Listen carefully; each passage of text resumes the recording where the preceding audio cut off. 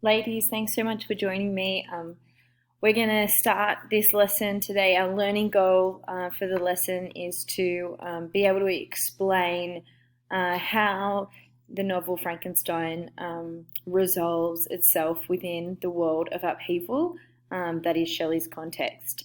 So we'll be looking at the end, the last chapter and section of Frankenstein. I've just got it up online because it was easier than having to photocopy the pages from the book.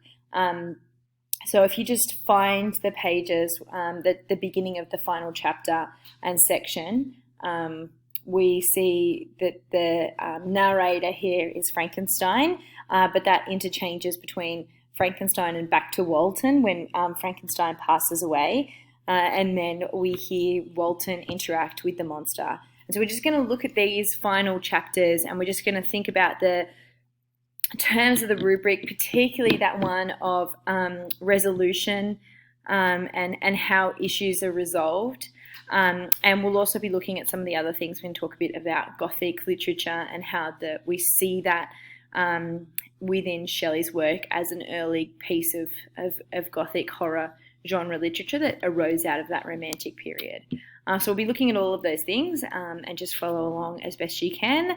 And I'll open up a chat page on iLearn so that you can ask me any questions. And I'll post some activities for you to do in response to this in preparation for our lesson next week. Okay, so we are looking first at the beginning where Frankenstein recounts where he is now. And that, his resolution here, it says, was to quit Geneva forever, my country, which when I was happy and beloved was dear to me, now in my adversity became hateful.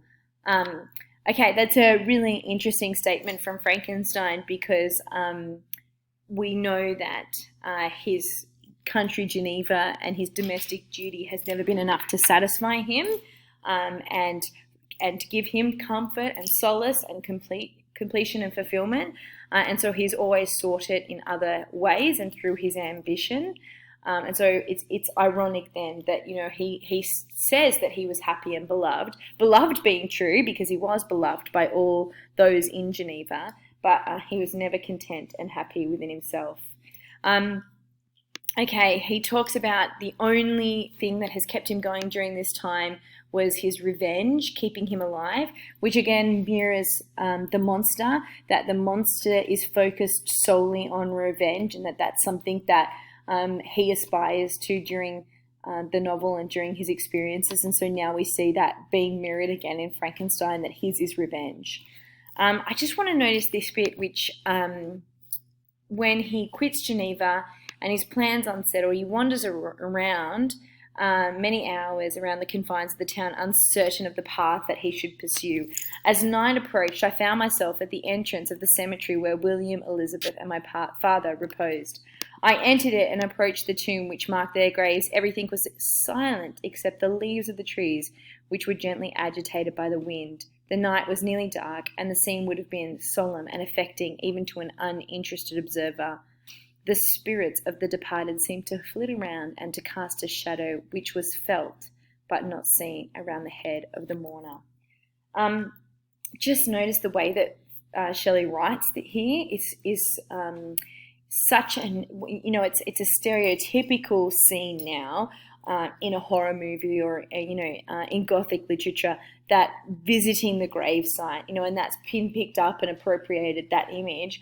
And that, the silence except the trees that was eerie, the fact that it's nearly dark, and the idea of the spirits and the haunting, casting a shadow over the scene. They're not seen, but they're felt.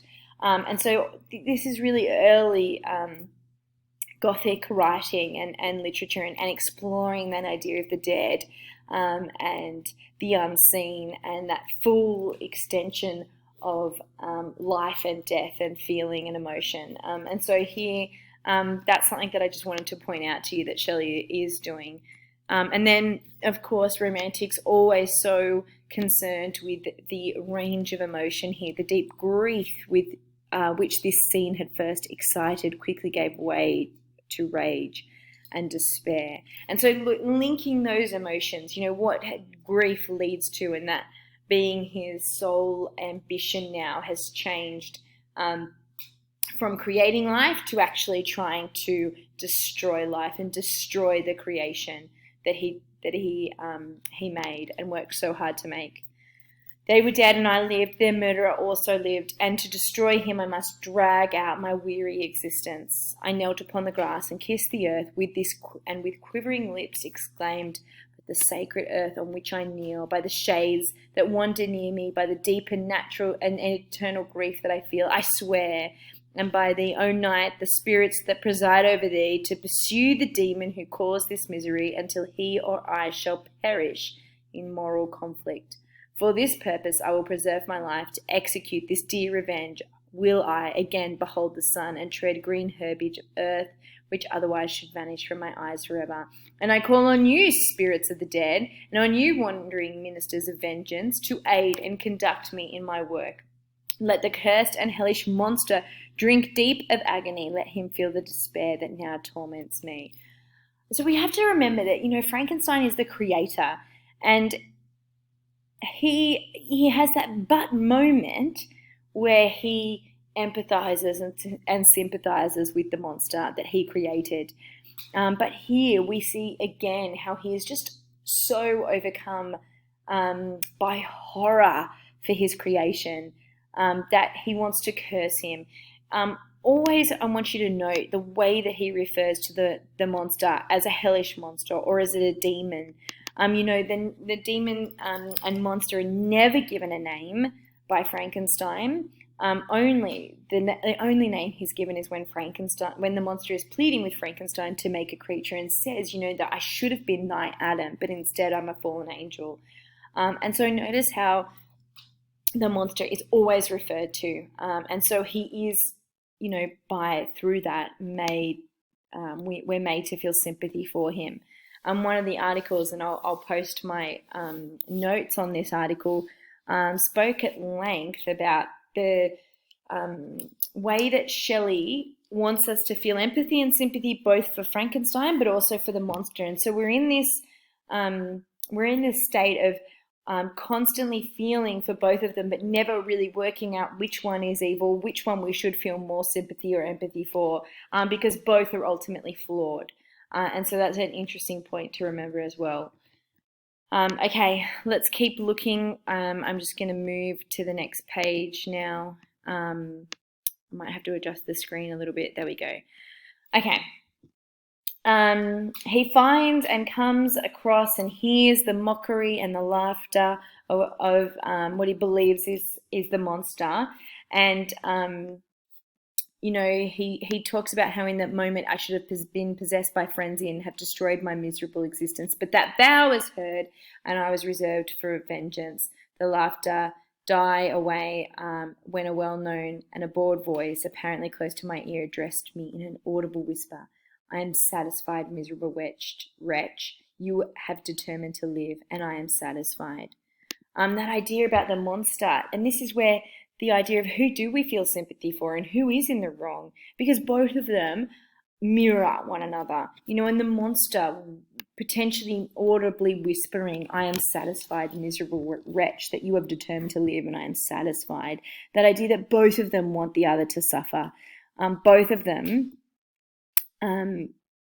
want the other one's destruction and misery. And the idea here too of an audible whisper, of this, evil laughter in the background, and this monster that is whispering in the ears of Frankenstein. Again, that links back to that early horror writing and genre, and we can see the development of that. This malevolent beast that is in the background and has power over Frankenstein at this point. Because, as he says, the devil eluded his grasp. And he travels everywhere to try and find the monster, but it continues to evade him. And it constantly talks about how he follows him, he picks up the trace, and then He's taken to places where other humans were seldom seen, and talks about all the different things that he finds on his journey to try and find the monster, but never encounters the monster. And, his reflection on his last moments, that his life was hateful to him. And it was during sleep alone that I could taste joy. Oh, blessed sleep! Only in dreams, where he might be able to, where he found strength to fulfill his pilgrimage. Where he hears the silver tones of my Elizabeth's voice, and he hears Henry enjoying health and youth. So those are the only things that keep him going. And I want to skip ahead to where he imparts the call, and he passes the call on to